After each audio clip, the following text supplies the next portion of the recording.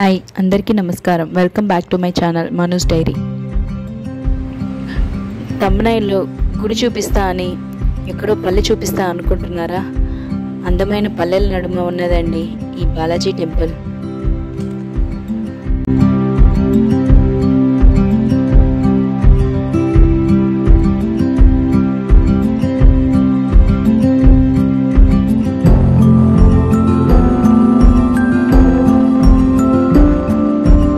కుంటలు, ఈ పచ్చని పొలాలు అన్నీ ఒకప్పుడు బీడు భూమిలో ఉంటే ఎవరైనా నమ్ముతారా?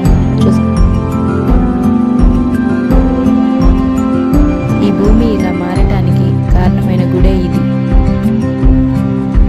ఈ బాలాజీ స్టెప్స్ టెంపుల్ పిల్కల్గూడెంలో ఉందండి.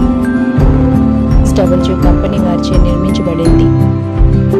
ఆ గుడిని చూసేద్దాం రండి.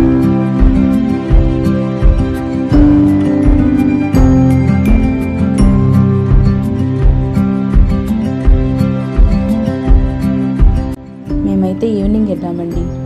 దారికి అటువైపు ఇటువైపు పచ్చని చెట్లతో చాలా అందంగా ఉంది. ముచ్చటగా ఉంది కదా ఈ ముగ్గు. అలా ముందుకు రాగా తులసి చెట్టు, జమ్మి చెట్టు ఒకే చోట ఉందండి. చాలా అందంగా కనిపించింది. చాలా అందంగా ఉంది కదూ. తిరుమల కొండపైన లాగా ఇక్కడ కూడా శ్రీ వరాహస్వామి వారిని ముందు దర్శించుకొని తర్వాత ఆ బాలాజీ స్వామిని, వెంకటేశ్వర స్వామిని దర్శించుకుంటామండి. ఈ పాండ్ మధ్యలో గుడి ఉంటుందండి. ఇదేనండి హైలైట్. చుట్టూ తామర చెట్లతో మొక్కలు నిండుగా ఉన్నాయండి. సూర్యాస్తమయం ఎంత అందంగా కనిపిస్తుందో కదా.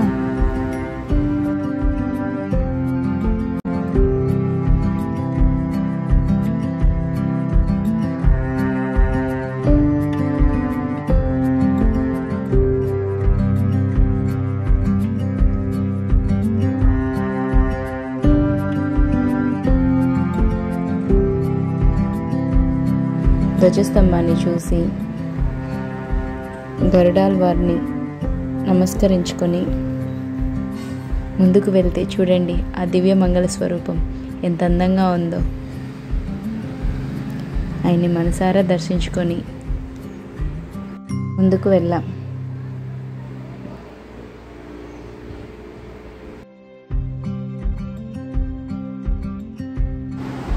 చుట్టూ చెట్లు, పక్షులతో చాలా అందంగా ఉందండి.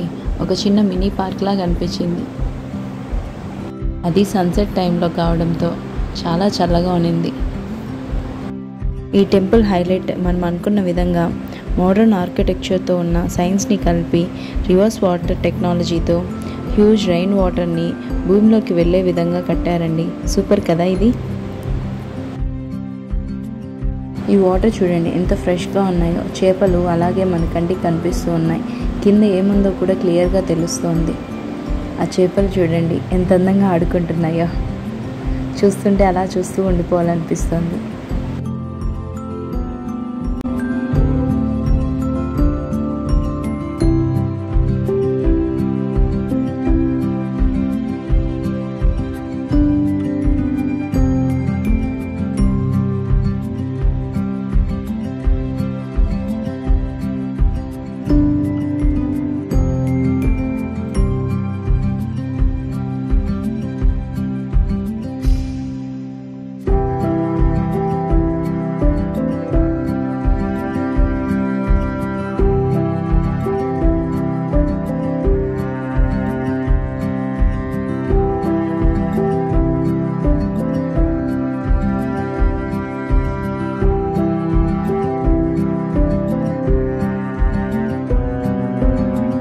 చుట్టూ లోటస్ మొగ్గలు చాలా అందంగా ఉన్నాయి కదూ.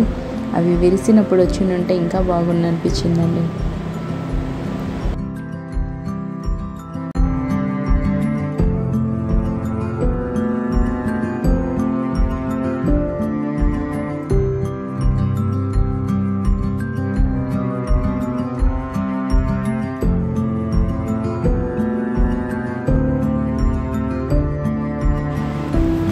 గుడిని చూసి తిరిగి వస్తున్న టైంలో దారి అంతా ఇలా ఉందండి. చాలా అందంగా అనిపించింది నాకైతే. మీకు ఎలా ఉందో చూసేయండి.